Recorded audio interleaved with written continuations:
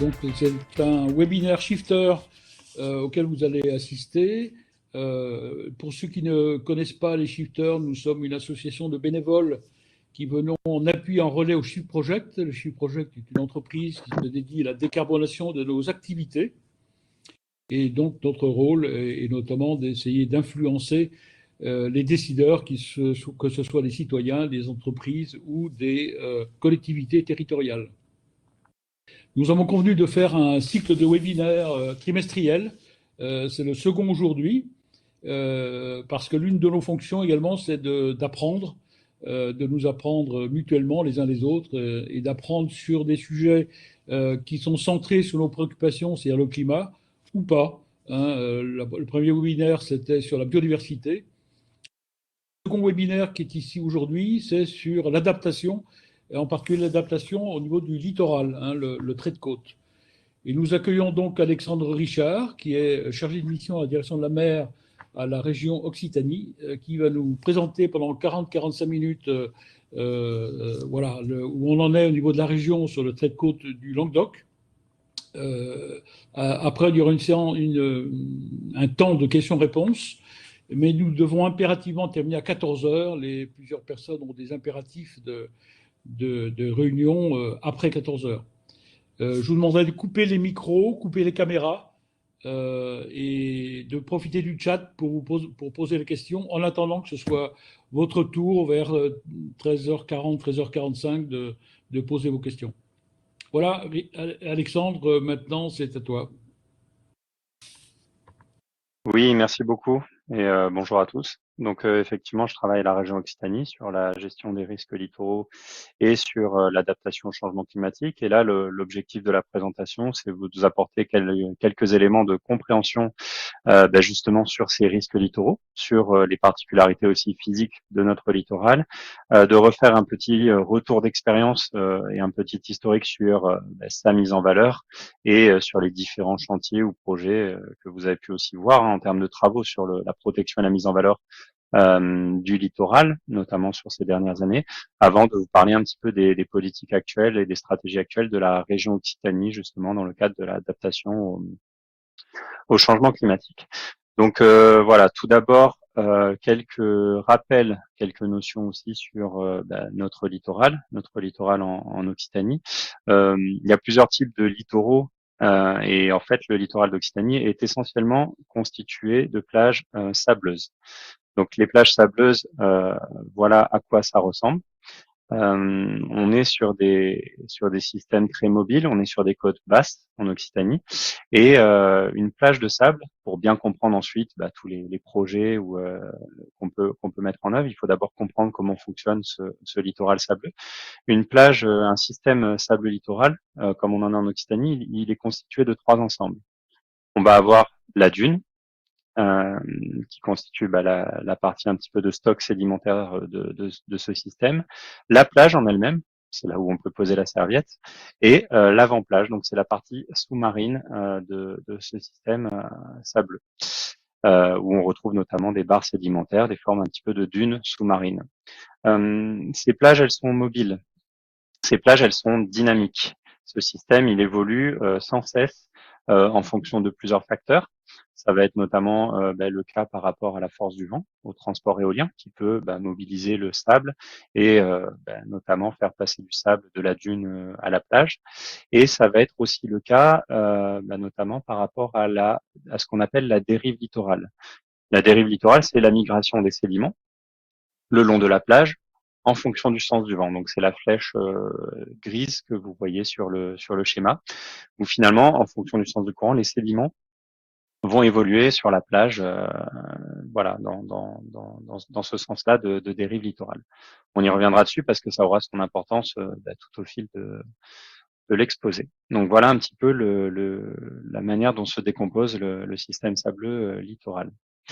On va retrouver sur cette carte, donc à l'échelle du littoral de l'Occitanie, justement cette dérive littorale. Ce sont les petites flèches noires que vous voyez indiquées près des plages, là, le long du trait de côte, avec donc le sens de migration des sédiments, qui est influencé dans tous les cas par le sens des grands courants que vous voyez aussi représentés les grands courants méditerranéens comme le courant liguro-provençal ou des courants de dérive un peu plus locaux. Donc là, ce que vous voyez, c'est le sens de la dérive littorale de représenter. Et avec une image aérienne, on va aussi se figurer de cette migration de sédiments le long du littoral.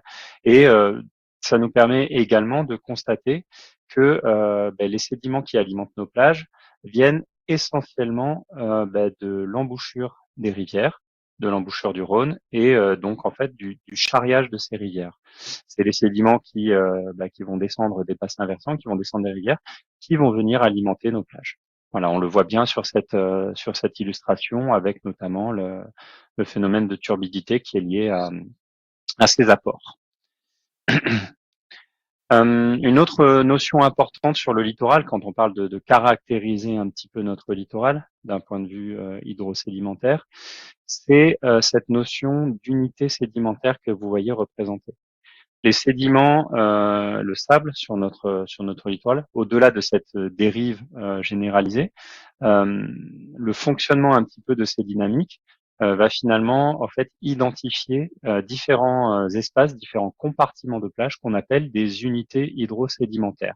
C'est ce que vous voyez représenté sur la carte de gauche avec les grandes unités hydrosédimentaires naturelles de notre littoral.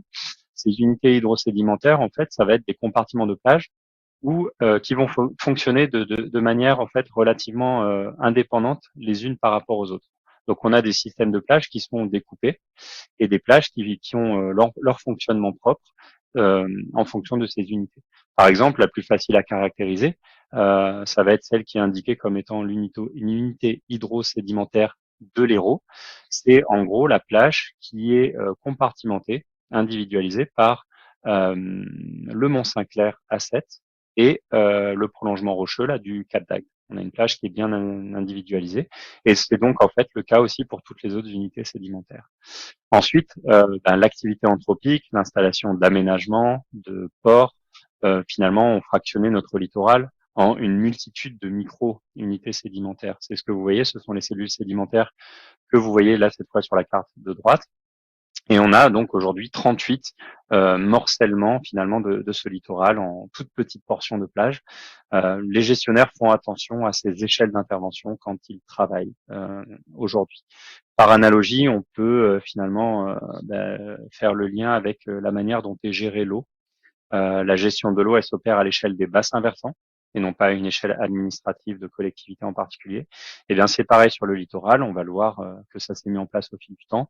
On travaille à l'échelle des unités hydrosédimentaires en tant que gestionnaire. Donc c'est compartiments de plage.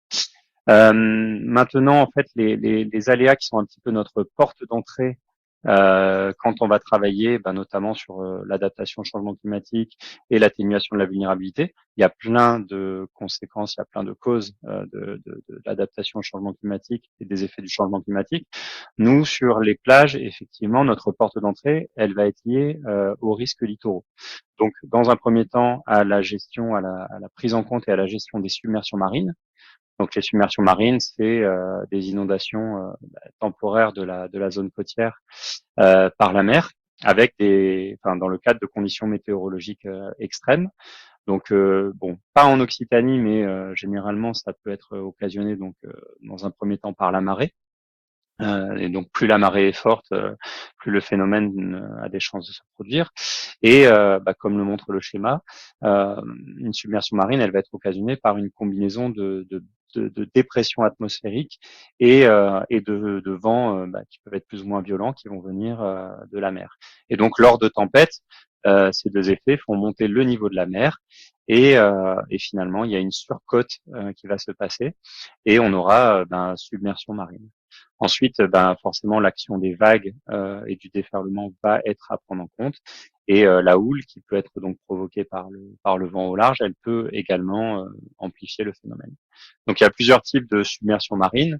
Il y a les submersions marines qu'on appelle par débordement, où le niveau d'eau va dépasser le niveau soit des protections, soit des cordons dunaires. Il y a aussi donc les submersions marines qui vont se faire par franchissement. également, où le niveau moyen en fait de la mer il peut être inférieur au sommet de l'ouvrage, mais que par paquet de vagues, par déferlement, on va avoir des franchissements successifs. Et sinon, en fait, il peut se faire également donc par rupture, soit d'un ouvrage, d'une digue, soit par une rupture aussi du cordon dunaire naturel, comme on l'a vu. Donc, vous voyez des illustrations un petit peu de ce que peuvent représenter des submersions marines.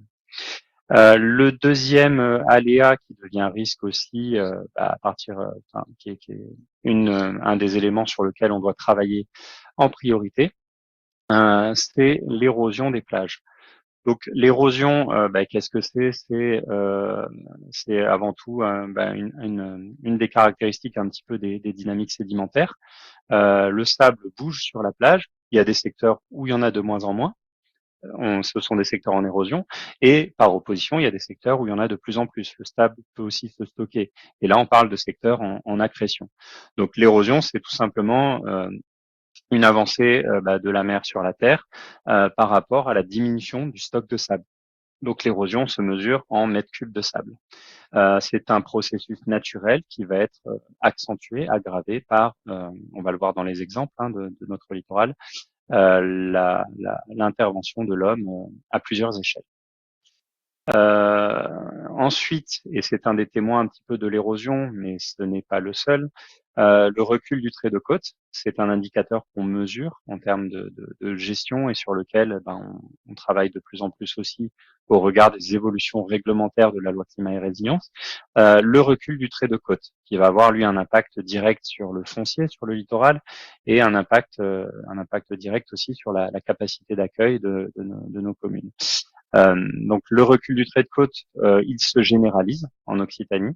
48% du littoral sableux aujourd'hui est en recul, avec des vitesses de recul qui sont très importantes sur certaines communes, comme Frontignan, où en fait on a une perte de plage, notamment au niveau des Aresquiers, de plus de 1,5 mètre de plage par an, malgré des travaux, on va le voir, de rechargement de plage. Et sur d'autres communes, ça peut monter jusqu'à 3 mètres par an. Donc là, je pense par exemple à la commune de Toreil dans les Pyrénées-Orientales. Donc on a aussi ce recul du trait de côte à prendre en compte. Et pour finir avec cette introduction en termes un petit peu de vocabulaire, par rapport à ce que je viens de dire sur l'érosion, les submersions marines et le recul du trait de côte, on a toute une typologie de modes de gestion qu'on cherche à mettre en place. Là, on parle du court terme, de la gestion du risque immédiat. On a cette typologie de solutions ou de scénarios d'adaptation quand on réfléchit en fonction d'un diagnostic de territoire pour mettre en place des solutions de protection de mise en valeur du littoral. Classiquement, on oppose les solutions dites dures et donc tous ces enrochements que vous voyez représentés en bas à gauche, avec les principaux types d'ouvrages, ce sont les épis, les brise-lames et les butées de pied que vous voyez représentés. On va y revenir sur des exemples concrets. Donc ces solutions dures qui vont fixer à un endroit très localisé les plages pour maintenir une activité ou protéger un enjeu de bord de mer.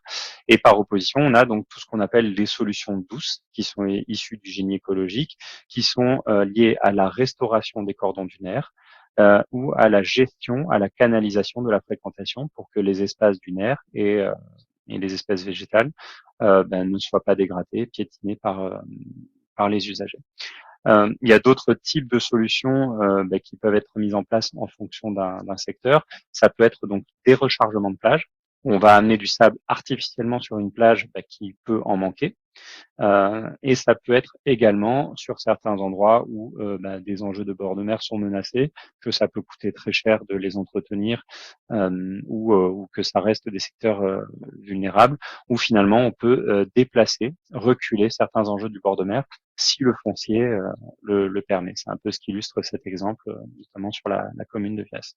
Et ensuite, plus récemment, on intègre à ces dispositifs-là ce panel de solutions, toutes les solutions de mitigation, où on imagine bien que on peut peut-être aussi apprendre à vivre avec les risques, qu'on n'est pas obligé de se déplacer systématiquement quand le risque devient trop prégnant, et qu'on peut aussi travailler sur ce qu'on appelle de la mitigation et de l'atténuation de la vulnérabilité qui permet à une activité ou à du bâti de rester sur place en s'adaptant.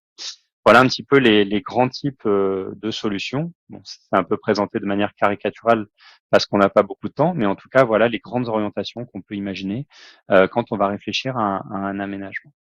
Maintenant, avec un petit peu ces notions, ce vocabulaire, un retour sur la mise en valeur donc du littoral du golfe du Lion et pour bien comprendre comment cette problématique devient de plus en plus importante pour notamment les gestionnaires, les élus locaux et la région Occitanie et les services de l'État. Donc cette mise en valeur, elle est récente, la mise en valeur du golfe du Lion et de notre côte occitane. Aujourd'hui, le littoral d'Occitanie, c'est sur ces 220 km de côte sableuse une pression démographique importante, comme vous le voyez sur cette carte qui représente un peu la démographie de notre littoral. On a une concentration de la population qui est importante, une attractivité qui est importante également, avec de nombreux nouveaux habitants supplémentaires chaque année sur ces communes littorales. 8 millions de touristes par an, donc avec un gros chiffre d'affaires aussi et de l'emploi saisonnier qui peuvent être créés. Et en termes d'enjeux, c'est un enjeu très important pour nous, l'importance de l'hôtellerie de plein air. Qui est un secteur qui est très exposé finalement avec tous ces campings de bord de mer par rapport à ces aléas littoraux. Et donc en fait, toute cette mise en valeur économique et touristique, elle est récente, relativement récente. Euh, Cette mise en valeur, elle date donc des années 60, des années 70, avec cette mission interministérielle d'aménagement, la mission Racine, qui a été mise en place justement pour structurer, développer un outil touristique sur le golfe du Lion, notamment pour capter des flux touristiques qui traditionnellement, du nord de la France ou du nord de l'Europe, étaient destinés à aller en Espagne. Donc il y a eu cette potentialité touristique qui a été repérée aussi par l'État. Et donc sur un littoral qui était jusque-là très naturel, on a la mise en place de cette mission Racine qui va intervenir. Et comme vous le voyez sur ce schéma directeur de 1972, qui va aménager le littoral et développer un outil d'accueil touristique, sous la forme un petit peu de grandes unités touristiques. Donc avec déjà cette notion de pouvoir préserver le paysage naturel, qui est un paysage souvent de lits d'eau, de lagunes et de zones humides, qui font aussi la richesse écologique de la région. Donc de garder un petit peu ces coupures vertes, ce qui s'appelait les coupures vertes dans le schéma directeur, et de développer autour de grandes unités touristiques cette mission d'accueil et cette mise en valeur économique de la région. Donc cette mission Racine, elle est essentiellement centrée sur la mise en place de stations balnéaires qui sont un peu au cœur du dispositif pour permettre d'accueillir les touristes. Et là, ce sont les 6 principales stations de la mission Racine que vous voyez, donc Port-Camargue, la Grande Motte, le Cat, Barcarès, Gruissant, le Cap d'Agde, qui sortent littéralement des sables au cours de cette mission sur des secteurs très naturels. Au-delà de cette mission Racine et de cette implantation de stations balnéaires, il faut pouvoir protéger l'outil touristique qui est développé. Et donc ces stations balnéaires, elles sont protégées assez vite par toute une batterie d'ouvrages en enrochement qui permet justement de fixer le sable au droit des habitations.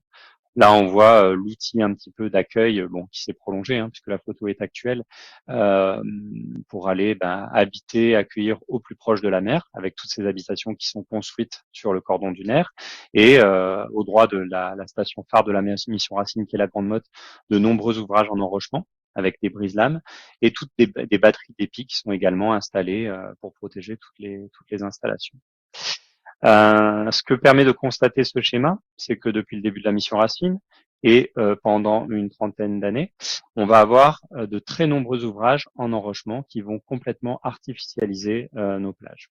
Et en gros, on a une multiplication x10 de ce nombre d'ouvrages qui vont être implantés dans le cadre de sa mission et dans les aménagements qui ont pu suivre. Donc avec un littoral qui s'est très largement artificialisé depuis. Or, et c'est peut-être quelque chose qui était mal perçu par les gestionnaires de l'époque, ces ouvrages ils vont avoir des conséquences négatives, très localisées par rapport justement à ce qu'on a vu et par rapport au risque d'érosion et de submersion marine. Pourquoi ? Parce que ces ouvrages, même si ils ont cette possibilité de pouvoir fixer les plages et lutter contre les risques littoraux de manière très localisée, ils vont aussi avoir des conséquences un petit peu négatives en aval des transits sédimentaires. Donc on revient à la notion un petit peu de dérive littorale que j'ai expliqué, de migration des sédiments. Ce que représente ce schéma, c'est un petit peu l'arrivée des sédiments. On peut se représenter que c'est le Rhône pour chez nous, l'arrivée des sédiments sur nos plages et ce transit sédimentaire avec tout ce sable qui alimente nos plages. Et la cause généralisée de l'érosion depuis l'artificialisation de la mission Racine, ça reste avant tout finalement l'installation de barrages sur les cours d'eau et le fait qu'il y ait de moins en moins de sable qui va arriver pour alimenter nos plages.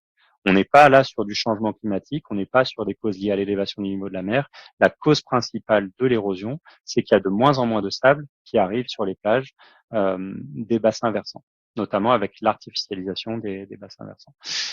Et au-delà de ça, ce que j'ai expliqué pour tous ces ouvrages qui ont pu être installés, par exemple, en Languedoc, dans le cadre de la mission Racine, on va avoir effectivement au droit des stations balnéaires, comme le montre le schéma, des zones d'accrétion qui vont bien fixer le sable, mais, et c'était pas forcément prévu à l'époque, des endroits où finalement les risques vont s'aggraver avec, à cause du sens de courant et de l'impact finalement de cette artificialisation, des zones où l'érosion va être de plus en plus importante en aval des transits sédimentaires. Ça va être le même cas de figure aussi quand on va installer un port, comme on peut le voir là.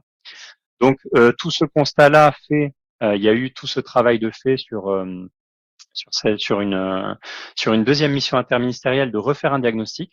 Et là, c'est une carte qui est volontairement ancienne pour vous montrer vraiment l'impact de la mission Racine. Toutes les zones en rouge, c'est les zones où le recul des traits de côte est aussi très prégnant sur cette période entre 1992 et 2008. Donc, on est vraiment sur une aggravation de ces risques sur plusieurs endroits. Donc, à partir de là, il y a une deuxième mission qui se met en place, cette fois une mission de développement durable, qui va permettre d'identifier les secteurs prioritaires les plus vulnérables, c'est les ronds rouges que vous voyez sur ces cartes, et qui vont finalement permettre aux gestionnaires d'amorcer des programmes de travaux euh, pour commencer à atténuer la vulnérabilité. Je passe vite parce qu'on n'a que 40 minutes de présentation, mais vous aurez le support et on pourra en reparler pendant les temps d'échange si besoin. À partir de cette mission interministérielle, il y a des études stratégiques qui proposent des programmes d'aménagement. Et là, il y a des opérations de travaux très importantes qui vont être mises en place. On va le voir. À l'échelle nationale, à partir de 2012 et suite au drame qu'il y a eu avec la tempête Xynthia et une cinquantaine de morts en Vendée, l'État réagit également à l'échelle nationale. Et ce qui était déjà un petit peu mis en place en Occitanie dans le cadre de cette mission interministérielle, c'est aussi des choses qui se généralisent avec une stratégie nationale de gestion intégrée du trait de côte qui explique qu'on va arrêter peut-être d'artificialiser outre mesure le littoral et que tant que possible, on va commencer aussi à retravailler sur de la restauration de cordons lunaires et de milieux naturels qui ont pu être dégradés par des aménagements touristiques, notamment comme ceux de la mission Racine en Occitanie. Donc ces projets qui permettent un petit peu de réduire la vulnérabilité, de réduire le risque, tout en continuant à permettre un accueil touristique de qualité sur le littoral. Il y a eu des très gros chantiers en Occitanie, notamment sur la partie héroltaise qui est la plus vulnérable.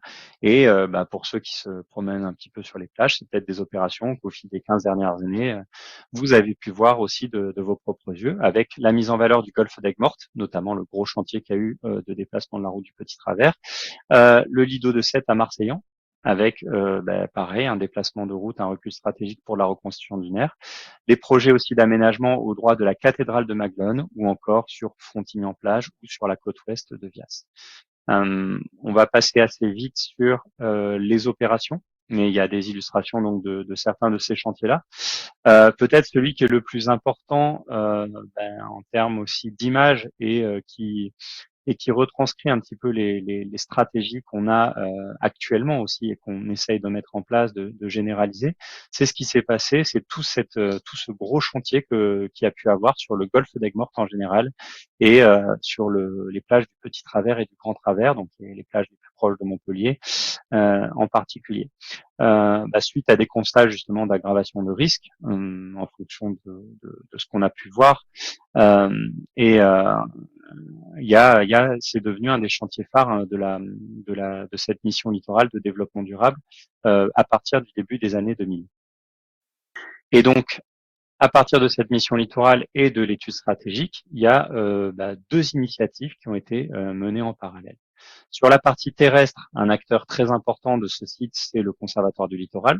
Vous voyez que le Conservatoire du littoral, qui fait de la gestion de site et de l'acquisition foncière aussi pour mettre en gestion et en protection, donc le secteur en bleu, ce sont leurs propriétés, donc c'est un acteur incontournable sur ce site. C'est le Conservatoire du littoral, avec l'appui du département de l'Hérault, qui prend la main sur la gestion terrestre de ces sites. Et en parallèle, comme vous pouvez le voir, donc il y a suite à la mission littorale et en parallèle à la gestion terrestre de ce site, il y a aussi donc toute une gestion des risques d'érosion et de submersion marine qui se met en place.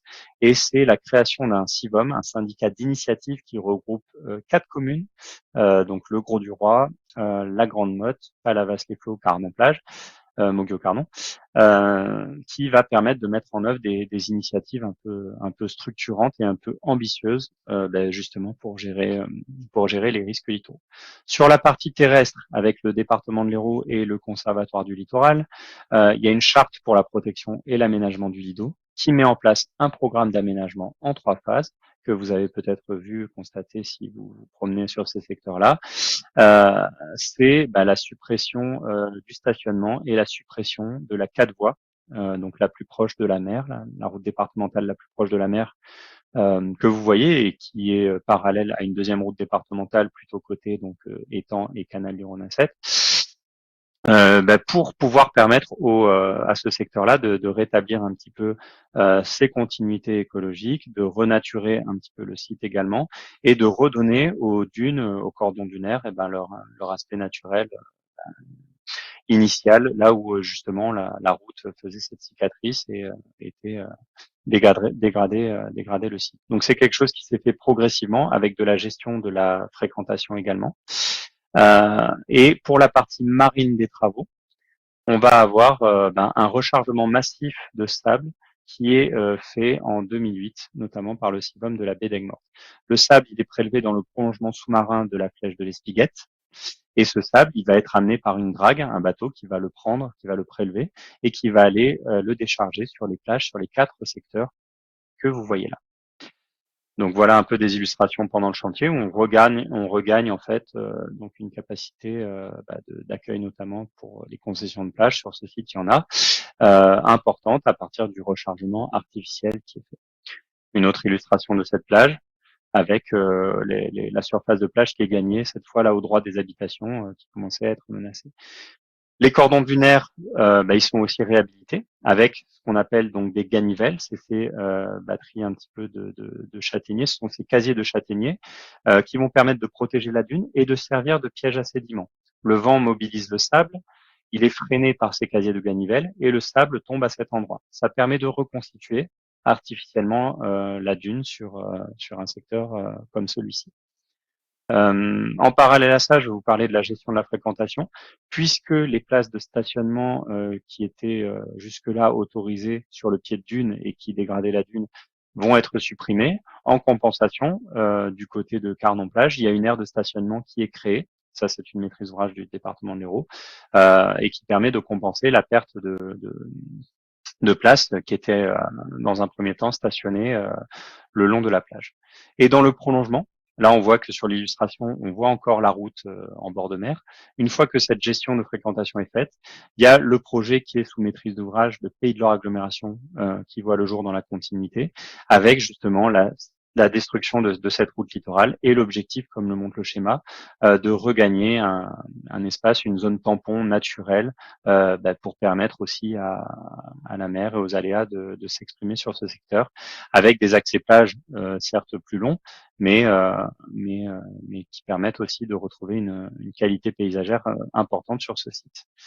Donc voilà, une fois que la route a été détruite, et je vais passer voilà directement sur cette diapo, l'empreinte, la cicatrice qui a été laissée par la route qui a été détruite, et aujourd'hui la nature qui reprend sur ce secteur-là petit à petit ses droits, et on voit donc la nouvelle aire de stationnement qui est venue se loger le long de la 4 voies plus au fond de la photo.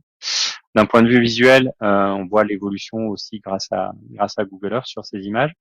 2011, le site avant travaux avec les deux routes. 2014, une fois que la route a pu être démantelée et on voit l'aire de stationnement qui se crée au-dessus. Et petit à petit, 2017, la végétation qui reprend ses droits, avec aujourd'hui donc une cicatrice qui est de moins en moins prégnante et un site qui est de plus en plus remise en valeur par rapport à sa renaturation. Voilà, comme l'heure tourne, mais c'était aussi pour que vous ayez des diapos dans la présentation. Il y a des exemples d'autres chantiers, mais on va passer assez vite. Dans tous les cas, aujourd'hui sur ce site-là, on a encore des travaux qui sont faits en termes de protection. Vous pouvez aller vous promener sur la plage. Il y a encore quelques ouvrages en enrochement qui sont installés au droit du rond-point du Petit Travers, justement pour permettre de réduire, d'atténuer l'encoche d'érosion que vous avez pu voir sur le schéma, avec cette encoche d'érosion qui était prégnante, comme on l'a vu en aval des transits sédimentaires. À la fin de la batterie d'épis, ça aggravait un petit peu le risque. Et aujourd'hui, il y a des épis qui sont construits, ce qu'on appelle des épis dégressifs, avec un dernier ouvrage qui est de plus en plus petit. Et je pourrais vous l'expliquer aussi, mais l'idée, c'est de pouvoir permettre d'atténuer cette encoche d'érosion sur ce secteur-là. Donc voilà les travaux qu'il y a actuellement en cours. Là, c'est tout récent. Ce site-là, il est intéressant et vous pouvez aussi donc regarder un peu la mise en valeur sur le site du Conservatoire du Littoral, puisque le Conservatoire le valorise comme un des sites adaptés de leur programme d'adaptation au changement climatique. Vous aurez beaucoup d'informations sur leur site. On est obligé d'aller vite, malheureusement, mais voilà d'autres exemples de chantiers qu'on va juste survoler, notamment sur ce que vous voyez sur cette carte-là, les deux sites qui sont ressortis de l'étude de la mission littorale à cet effet comme étant prioritaires, le droit de la cathédrale de Maglone et le virage des Aresquiers sur Frontignan. Au droit de la cathédrale de Maglone, il y avait des bassins aquacoles obsolètes qui, pareil, faisaient une coupure sur le cordon dunaire. C'est ce que vous voyez un peu sur cette illustration-là, donc l'illustration du haut. Ces bassins aquacoles, l'idée au départ, c'était de les reculer plus à l'intérieur des terres, sur les terres de l'évêché, mais comme c'est une activité qui a cessé, et comme le montre ce schéma, finalement, ils ont juste été supprimés avec un cordon dunaire qui a été reconstitué et des bassins qui ont été comblés par un rechargement en sable artificiel. Pour recharger ces bassins aquacoles, il y a une lentille de sable qui a permis de ne pas avoir recours à une drague comme sur l'autre chantier. Et c'est le sable de cette lentille de sable qui a permis aussi de rétablir le chenal de navigation du Gros du Prévost entre Palavas et Maguelone. C'est ce sable-là qui a été récupéré pour combler les bassins aquacoles et reconstituer, comme on le voit sur ces illustrations, un cordon dunaire. Voilà, qui est là, qui est robuste, avant qu'il y ait tout un chantier de revégétalisation qui permette justement, là vous aurez les espèces qui ont été plantées sur le site, mais tout un chantier de revégétalisation qui permettent d'avoir ce type de cordon dunaire artificiel aujourd'hui pour la mise en valeur paysagère. C'est très intéressant. Donc pareil, je vous montre un peu l'évolution avec Google Earth. La lentille de sable qui a servi à recharger avant qu'elle soit prélevée. Le prélèvement de sable en 2014 tel qu'il a été fait. On voit que en 2016, il y a encore moins de sable qui obstrue l'entrée. Et les bassins aquacoles, qui est dégradé aussi le paysage d'accueil sur un site classé comme celui de la cathédrale, avant le chantier. Et aujourd'hui, la mise en valeur paysagère. En 2014, c'est pendant le chantier de reconstitution dunaire. Et petit à petit, un site qui retrouve une vraie qualité d'accueil et une vraie qualité paysagère en 2016. Et voilà un peu le site aujourd'hui qui est beaucoup plus accueillant, notamment pour les touristes et les usagers de la cathédrale qu'auparavant. Sur les autres sites, l'intérêt, là, c'est aussi de vous montrer par rapport aux simulations qu'on fait sur le changement climatique, ce qu'on a fait sur Frontignan-Plage, avec donc le virage des Aresquiers que vous pouvez voir là. Et c'est la piste d'accès en fait aux habitants sur le Lido, aux habitants de Frontignan-Plage. Donc c'est une route qu'on ne peut pas déplacer ou détruire comme sur le chantier qu'on a vu auparavant. Un stationnement de plage anarchique qui a été contrôlé par les gestionnaires et par cette aglopole Méditerranée, avec la construction là d'une digue de galets, d'un cordon de galets plutôt, qui permet de protéger à court terme cette route. Et puis le chantier d'envergure aussi rapidement sur l'aménagement du Lido de Sète à Marseillan, avec donc le déplacement d'une route, de la route de plage sur le Lido, plus à l'intérieur des terres, le long de la ligne SNCF, qui a également permis de reconstituer le cordon dunaire. On voit qu'initialement, cette route, elle était dégradée chaque année, qu'elle coûtait très cher à entretenir. Et là, c'est pareil, il a mieux valu faire un gros chantier pour la déplacer une bonne fois pour toutes que de l'entretenir chaque année, comme on peut le voir là. Et là, c'est pareil, il y a le cordon dunaire qui a été reconstitué. Et donc, à partir de là, un site qui est beaucoup moins vulnérable à court terme, comme on peut le voir sur cette illustration. Je passe sur les enquêtes de satisfaction qu'on a fait, mais on fait des enquêtes de satisfaction des usagers sur plusieurs critères: environnement naturel, gestion de l'érosion, accès à la plage, donc des critères qui sont satisfaisants pour les usagers, d'autres qui le sont moins, qui montrent que les gestionnaires peuvent aussi s'améliorer en termes d'équipement, de sécurité et de communication aussi sur les chantiers, pour bien comprendre, bien faire comprendre aussi aux populations quel type d'ouvrage on met en place et pourquoi on le fait. Par secteur et par travaux que j'ai évoqués, il y a aussi donc ce distinguo des personnes qui ont été enquêtées avec des secteurs en fonction de cette enquête. Donc vous aurez ce type de résultat. Et sur la synthèse qu'on peut faire de ces chantiers aujourd'hui, finalement, c'est qu'on a travaillé sur les situations d'urgence à court terme et qu'aujourd'hui notre intérêt à nous, c'est qu'on puisse finalement se projeter sur l'adaptation au changement climatique.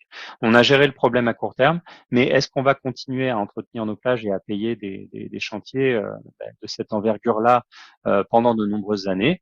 La réponse, c'est que pas forcément, et qu'on doit intégrer ça dans des stratégies d'adaptation un peu plus global.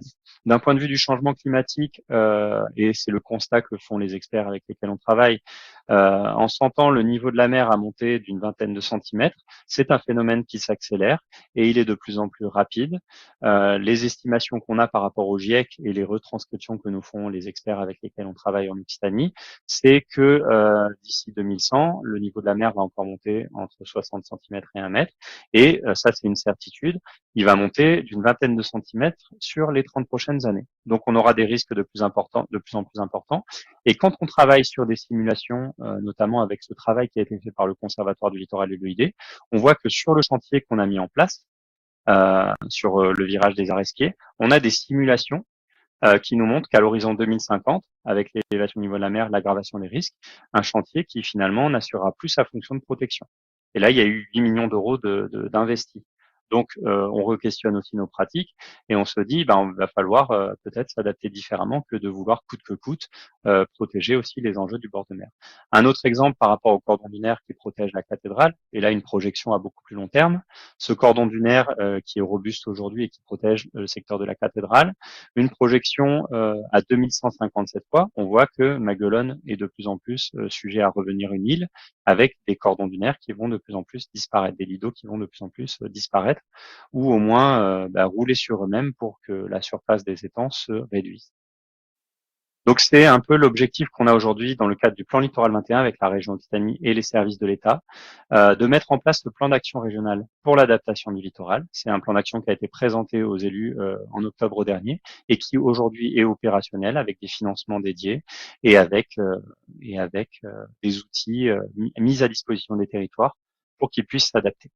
La logique, c'est bien de passer de cette lutte à court terme, comme on a pu le voir avec nos chantiers, à de l'adaptation à moyen long terme, en lien avec l'aménagement du territoire. C'est le foncier qui devient finalement le plus important, avec des secteurs qu'il va peut-être falloir adapter sur place ou déplacer là où le foncier va pouvoir finalement le permettre. Donc ce plan d'action, comme je le disais, on vient de le présenter aux élus. Il est le fruit d'un très gros travail de co-construction avec des enquêtes qui ont été faites auprès de citoyens, un travail qui a été fait avec des élus également et avec des gestionnaires. Ça, c'est le nombre d'ateliers qu'on a mis en place depuis 3 ans pour arriver à ce document de travail partagé qui permet d'aider les territoires à être accompagnés sur le changement climatique. Donc, je suis obligé malheureusement de passer parce qu'on a commencé un petit peu en retard. Mais on a donc dans ce document-là des résultats très intéressants, finalement en termes d'accompagnement de politique publique, d'échelle d'intervention aussi, comme le montre cette carte. On ne travaille plus uniquement sur les plages, mais bien à l'échelle des schémas de cohérence territoriale parce que du coup, la stratégie foncière va être de plus en plus importante. Le foncier disponible pour pouvoir relocaliser des enjeux du bord de mer qui vont être menacés, ça s'étudie à l'échelle de ces périmètres-là de couleur, à l'échelle des SCOT. Et donc, on travaille de plus en plus à cette échelle-là beaucoup plus large, intégrant aussi donc les communes du rétro-littoral à la gestion des littoraux. La dynamique à long terme, pour vous expliquer que, eh bien, on travaille plus simplement sur des projets d'atténuation de vulnérabilité, mais bien sur de la prospective territoriale et sur une vision à long terme du littoral, et que finalement, en termes d'action, on intègre des actions de plus en plus variées et qu'on n'est plus uniquement aujourd'hui sur la gestion des risques, érosion et submersion, qui était la porte d'entrée. Aujourd'hui, on va intégrer à cette atténuation de la vulnérabilité toutes les questions qui vont être liées à l'adaptation de l'offre touristique, à la relocalisation d'enjeux, et au fil du temps également, en fait, de pouvoir repenser l'urbanisme et de repenser la ville pour essayer de maintenir l'attractivité. Donc, on a proposé des méthodes de travail au territoire, des cahiers des charges pour qu'ils puissent prendre des bureaux d'études, pour pouvoir faire leur stratégie locale. Ça, c'est le schéma d'une stratégie locale, mais je vous l'épargne. Ça peut permettre aujourd'hui au territoire d'être accompagné sur la réalisation de ces stratégies pour définir finalement les actions qu'ils souhaitent pouvoir mettre en œuvre. La loi climat et résilience, c'est le cadre de l'État aujourd'hui pour travailler sur ces sujets. Si vous voulez, on peut y revenir aussi dans les questions, mais on l'intègre complètement à la réflexion de la région. Et comment ça peut se concrétiser sur un territoire donné. Là, on va parler du bassin d'Auto, par exemple. On fait nos études de scénarios de changement climatique avec des scénarios qui prennent en compte l'élévation du niveau de la mer et donc une vulnérabilité qui est de plus en plus importante en fonction de ces scénarios. Là, ce que vous voyez, ce sont les différents enjeux à l'échelle du projet de territoire qui sont exposés par rapport à ces zones qui sont de plus en plus inondées en fonction des scénarios. C'est un travail de l'EPF, justement, pour faire le lien avec l'étude foncière d'un territoire. À partir de ces éléments de diagnostic, on va faire travailler les gestionnaires et les élus sur finalement des axes stratégiques sur lesquels ils souhaitent travailler au-delà de la gestion des risques littoraux. Et on voit qu'on s'éloigne de l'érosion, on voit qu'on s'éloigne de la submersion, et que d'un point de vue du changement climatique, il faut avoir une approche beaucoup plus globale qui permet d'aller travailler sur tous ces différents axes à la fois, quelque part. Donc là, par exemple, le recyclage et la recomposition du tissu existant, on parle de friche urbaine, on parle de gestion des sols, de désimperméabilisation, de renaturation, d'un territoire comestible, c'est en lien avec tout le devenir des filières conchilicoles et viticoles notamment, un projet de régénération urbaine aussi qui peut être lié à ça. On est sur des opportunités finalement d'aménagement du territoire comme porte d'entrée, plus que sur de la gestion des risques, comme on l'a vu et comme on le faisait il y a un certain temps. Et aujourd'hui, ça c'est l'actualité donc de cette aglopole Méditerranée, qui a un projet partenarial d'aménagement. C'est un document de planification qui lie l'aglopole avec les services de l'État, justement pour mettre en œuvre, pour expérimenter cet aménagement un petit peu résilient qui intègre les risques littoraux à l'échelle de tout ce territoire. Donc voilà, je vais essayer de conclure en 1 minute. C'est vrai qu'il y avait beaucoup d'informations, mais malgré tout, on peut échanger sur celle-ci. Mais en tout cas, c'est pour montrer la manière à travers ces diapositives. C'est un peu les diapositives qu'on a justement présentées aux élus des communes littorales pour leur proposer une offre d'accompagnement, donc coordonnée entre l'État, la région et la Banque des Territoires, qui est un de nos partenaires financiers importants sur le plan littoral 21 également. Et donc, en fait, on leur a proposé un plan d'action qui permet de les assister à 2 échelles. À l'échelle régionale, avec une animation de communauté de pratique qui permet aux acteurs de se réunir, d'organiser aussi des séminaires, des formations sur ces sujets de l'adaptation pour mieux les appréhender. La mise en œuvre d'un observatoire, donc ça, c'est un peu l'outil d'acquisition des connaissances. L'objectif, c'est de faire en sorte que les élus sachent aussi de quoi ils parlent. Et donc, en fait, de pouvoir leur amener toutes les données nécessaires pour une aide à la décision efficace. Le lancement d'études stratégiques régionales, donc là c'est aussi pour avoir un cadrage en termes d'atténuation de vulnérabilité, et de l'appui méthodologique au territoire, c'est de la mise à disposition d'outils que ce soit sur l'adaptation au changement climatique, sur les suivis qu'ils peuvent faire ou avoir besoin de faire sur le littoral, et aussi sur tout ce qui va être outils. Je voulais juste faire un focus là-dessus aussi, en termes de participation citoyenne. On fait des panels de participation citoyenne. L'objectif, c'est que tous les acteurs soient intégrés à l'adaptation au changement climatique. On a des outils type guinguettes, comme ça, qui vont se construire sur les plages pour permettre de faire de l'accueil et de l'échange. On a aussi des jeux de société qui sont construits. On a tout un tas de dispositifs de panels citoyens aussi pour travailler avec les citoyens et les faire complètement intégrer ce processus de décision. Je vais m'arrêter là parce qu'il reste 10 minutes et que je préfère qu'on ait un temps d'échange plutôt que de vous apporter encore des informations. Voilà. Merci beaucoup, Alexandre. Je suppose qu'il y aura beaucoup de questions. Moi, j'en ai aussi quelques-unes. Je vous propose de lever la main pour les questions. Et puis, c'est moi qui distribuerai la parole. Donc, Seb a levé la main. À toi, Seb. Yes, merci beaucoup Alexandre pour cette présentation. Bon, rapide comme tu l'as dit, mais juste pour être sûr, on va avoir la présentation, on pourra revenir dessus. Tout à fait. Oui. Ok. Ben, j'avais juste une petite question. Du coup, tu disais les ouvrages durs, type épi, c'est ce qui accélérait le phénomène d'érosion. Oui. Et du coup, pourquoi vous en construisez encore? C'est une très bonne question. On en construit de moins en moins. C'est plus dans l'air du temps ni dans celle d'écofinancement. Donc effectivement, ça accélère le processus d'érosion de manière très localisée. Donc vraiment de manière très directe liée à l'implantation de l'ouvrage. Et là, le seul endroit où on en construit encore, donc les 3 nouveaux que j'ai montrés sur le petit travers, c'est aussi par rapport à la protection du rond-point, de l'arrivée et des habitations de la fin de Carnon-Plage, et sur cette zone un petit peu de transition entre le secteur urbain et la partie naturelle qui est propriété du Conservatoire du littoral. On n'est pas sur des épis qui sont construits de manière, on va dire, traditionnelle, mais sur la mise en place d'épis dégressifs. Et c'est aussi une forme d'expérimentation qui est faite parce que l'objectif d'épis dégressifs, c'est qu'ils soient donc de plus en plus courts et qu'en fait, il y a un constat, un calcul qui est fait par les bureaux d'études avec lesquels on travaille, qui nous explique qu'en fait, l'encoche d'érosion, l'aggravation du risque, elle est proportionnelle à la longueur du dernier ouvrage. Donc, par exemple, on va avoir un épi qui va faire 40 mètres. L'encoche d'érosion, elle va être importante sur une plage qui va faire 2 fois la longueur de cet épi, c'est-à-dire sur 80 mètres.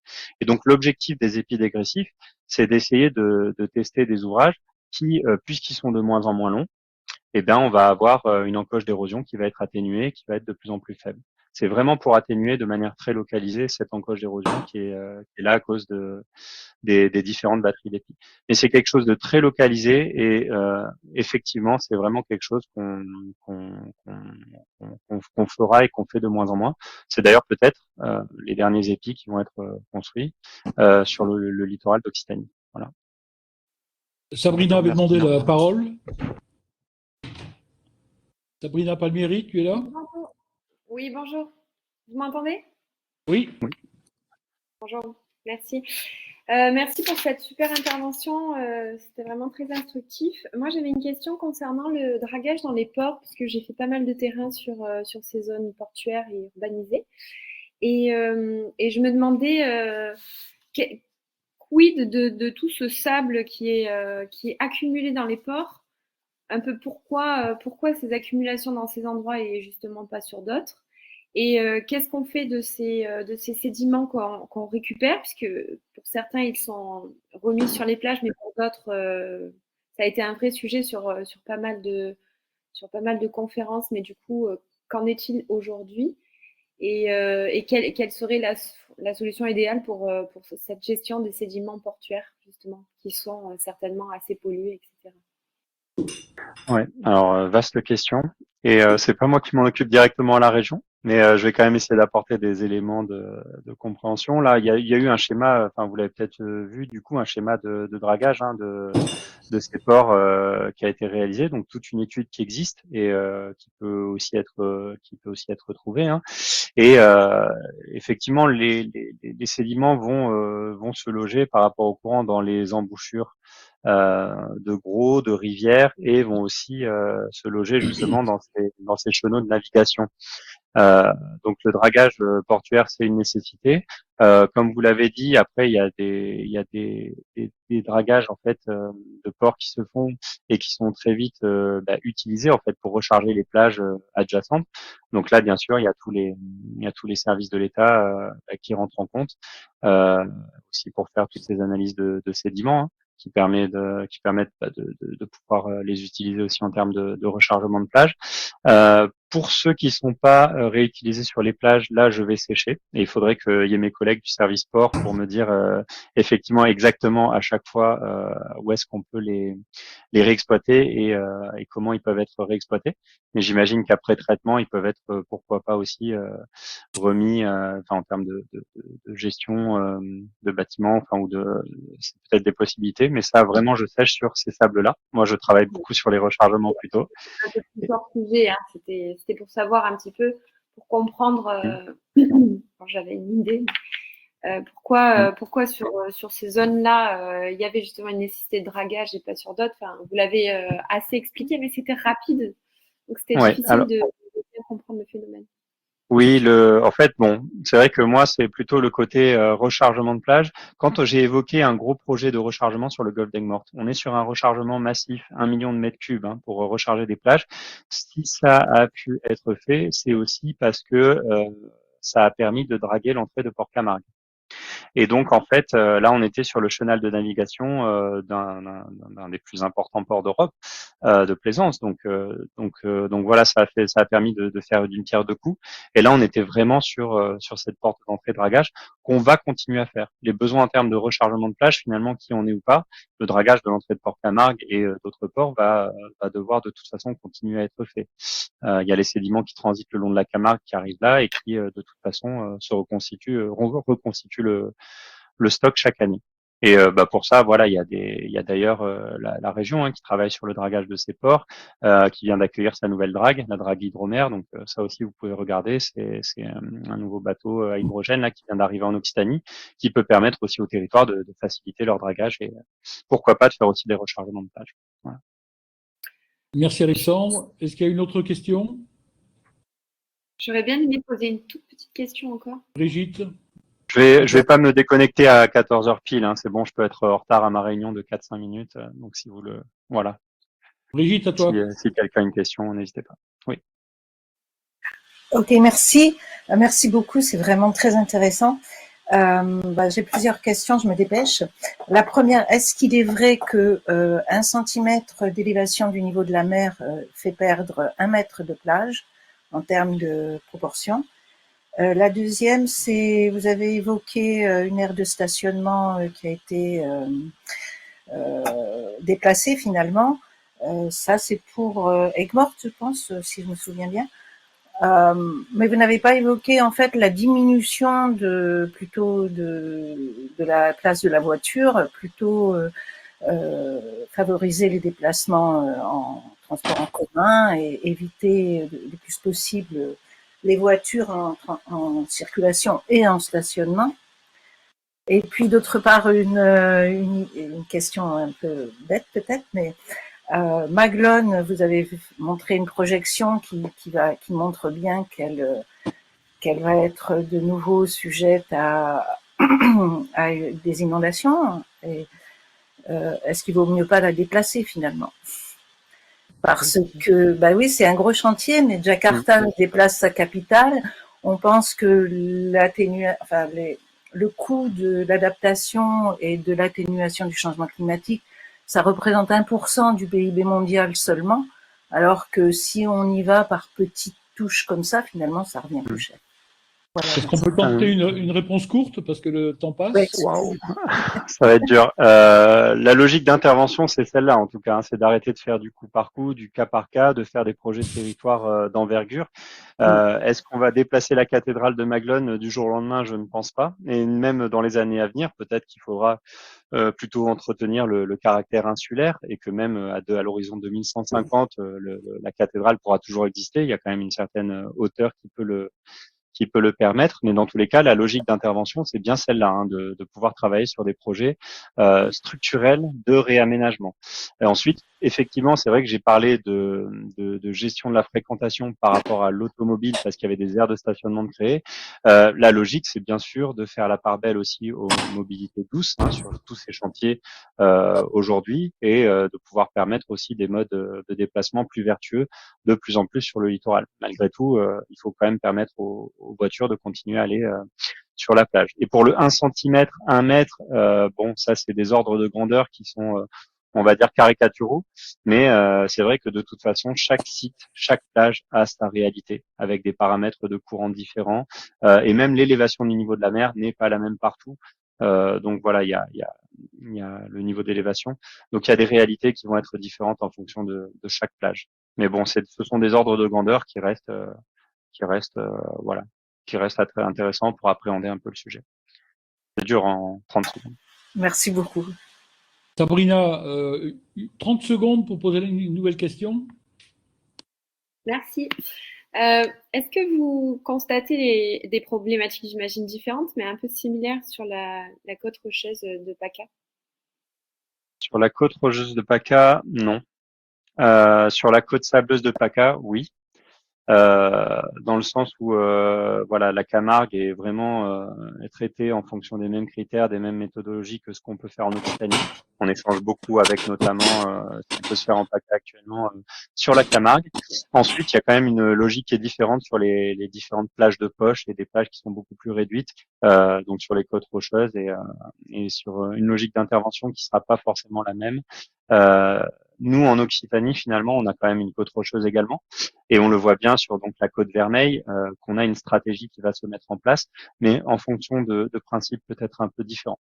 Par contre, ça n'empêche pas qu'il y a de l'érosion de plage. Il y a l'érosion des falaises, qui est une problématique encore importante à gérer sur ce type de côte en plus. Mais malgré tout, les diagnostics aussi montrent qu'on a des plages en érosion. On n'a pas les mêmes enjeux et les mêmes vulnérabilités derrière, dans tous les cas. On n'est pas sur des côtes aussi basses que sur le reste du territoire. C'est une manière un peu différente d'appréhender, mais on l'aura aussi en Occitanie sur la côte Vermeille. Merci. De mon côté, je vais essayer de placer mes deux questions. J'espère qu'elles entraîneront une réponse courte. D'une part, est-ce qu'il y a des risques de submersion dans les communes, dans les zones urbaines, la Grande Motte, Palavas?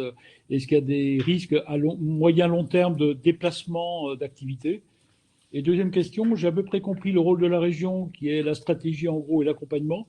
Et par contre, j'ai cru comprendre qu'il y avait une multiplicité d'acteurs publics entre le CIVOM ou des CIVOM, les communes, le conservatoire. Donc, ça ne va pas être facile de gérer ces différentes compétences. Est-ce qu'il y a un organe de coordination? Est-ce que c'est la région qui assure cette coordination? Oui, c'est la région, dans le cadre du plan Littoral 21. Donc justement, le plan Littoral 21, c'est une chance qu'on a en Occitanie, que d'autres régions n'ont pas, c'est de permettre aux services de l'État et à la région de travailler de manière très étroite et très coordonnée. On se voit tous les vendredis matins. Et donc, en fait, ça nous permet aussi ça nous a permis ces 3 ou 4 dernières années, justement, de reconstruire un peu ce cadre de gouvernance et de répartition, en fait, de rôle entre les acteurs. Et donc, on a défini ces échelles d'intervention dans le cadre des ateliers de co-construction de stratégies qu'on a fait. La région et les services de l'État, on est pilote de cette gouvernance aujourd'hui. On a un comité régional de coordination auquel on associe notamment l'établissement public foncier, le conservatoire du littoral et les départements. Et on a cette articulation qui va se faire avec des élus et des organes de gouvernance plus localisés qui vont permettre de gérer à l'échelle des territoires de projet que je montrais, c'était la carte où il y avait des patates de couleurs, à l'échelle de 6 territoires, l'adaptation au changement climatique sur le littoral. Et là, il y a des acteurs qui animent, qui pilotent et qui sont finalement au cœur du dispositif parce que c'est ces collectivités-là qui sont compétentes en matière de gestion des risques et qui sont compétentes sur l'aménagement du territoire. On est sur l'échelle un peu des regroupements de communes, l'échelle des SCOT, et là on va avoir des gouvernances un peu variées, mais c'est la porte d'entrée, c'est vraiment cette échelle des regroupements de communes, pas des EPCI. Et l'autre question, c'était par rapport risque de délocalisation d'activité. Oui, après, il faut pas le voir comme un risque, mais comme une opportunité de peut-être refaire le territoire. Il y a des secteurs, les secteurs qui sont les plus menacés. On sait que voilà, il y aura des déplacements de bâtis, d'activités qui vont intervenir à différents pas de temps. Il y a des communes sur lesquelles ce sera peut-être très rapidement et d'autres qui ont peut-être encore 20, 30, 40, 50 ans devant elles. Mais de manière généralisée, il y a plusieurs secteurs où il faudra l'imaginer. Par contre, la logique d'intervention de la région aujourd'hui, c'est bien d'expliquer que sur certains secteurs, on peut aussi vivre avec le risque, qu'on n'est pas dans le catastrophisme du déplacement d'enjeux ou d'une activité économique, et qu'on peut aussi essayer de lui permettre de s'adapter sur le secteur sur lequel elle est, quoi. Est-ce que tu peux citer les zones où il y a le plus d'opportunités de délocalisation? Et puis, dans un peu ce même registre, Katia nous demande qu'est-ce qui est prévu pour l'information du public? Des zones, bah, j'ai envie de dire tous les lidos d'Occitanie. Je veux pas verser dans le catastrophisme, mais c'est vrai qu'à terme, et on n'y est pas. Après, on a le temps aussi de prévoir, de construire les schémas d'aménagement, mais tous les lidos à terme vont être impactés par cette élévation du niveau de la mer. Aujourd'hui, c'est une priorité pour cette aglopole Méditerranée.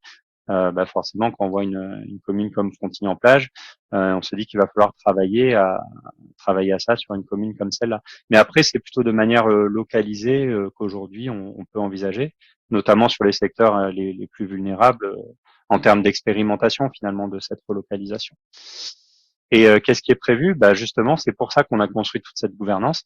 C'est pour que ces territoires de projet qu'on a identifiés et ces élus locaux qui sont moteurs et qui sont volontaires puissent finalement mettre en place leur stratégie. Et il y aura nous on fait cet accompagnement technique financier et il y aura tout un panel de solutions qui encore une fois vont pouvoir émerger avec de la gestion de la renaturation à court terme ou à plus ou moins moyen long La, terme la justement de question, relocalisation. la question, Alexandre, c'était plutôt qu'est-ce qui est prévu en matière d'information du public, si j'ai bien compris. D'accord. En matière d'information du public, on développe toute cette boîte à outils. J'en parlais un petit peu de participation citoyenne déjà. Plus que de l'information, ce qu'on souhaite, c'est intégrer la participation citoyenne. Donc, dans nos méthodes de travail et ce qu'on a proposé aux collectivités, au-delà de faire uniquement de la sensibilisation, c'est tout un outil pour intégrer à la concertation et aux prises de décision, aux propositions de scénarios, les citoyens sous forme de panel. Il y a tout un tas d'outils qui vont être proposés à ces territoires-là, qui vont mettre en place progressivement dès 2024. Il y a plein d'ateliers de participation citoyenne. Il y en a déjà sur Frontignan, il y en a déjà sur le Grand Narbonne. Et au-delà de ça, en termes d'information, on est en train justement de structurer un observatoire du littoral. Il y aura tout un volet de portée à connaissance qui pourra être fait. Et c'est déjà le cas. Quelque part, vous pouvez aller sur le portail Occitanie Littoral où il y a beaucoup d'informations sur ce qu'on est en train de faire. Portail Occitanie Littoral, c'est le site internet de l'Adrial. Merci. Il est 14h07, on va peut-être arrêter là. Moi, je voudrais remercier vraiment Alexandre Richard qui a été très clair sur un sujet qui était quand même compliqué.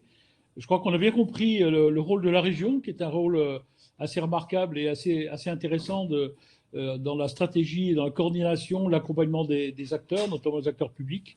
Donc, il me semble que ça doit être souligné. Merci encore, Alexandre, d'avoir passé 1 heure avec nous. Et puis, merci beaucoup. Si jamais il y a d'autres questions, je suis prêt à les noter et à les retransmettre à Alexandre Richard, puis vous répercutez les réponses. Mais on peut peut-être libérer Alexandre Richard. Voilà, merci. Et comme vous dites, je serais ravi de pouvoir répondre à vos questions. Si vous en avez à froid, n'hésitez pas à me les recommuniquer. Merci beaucoup.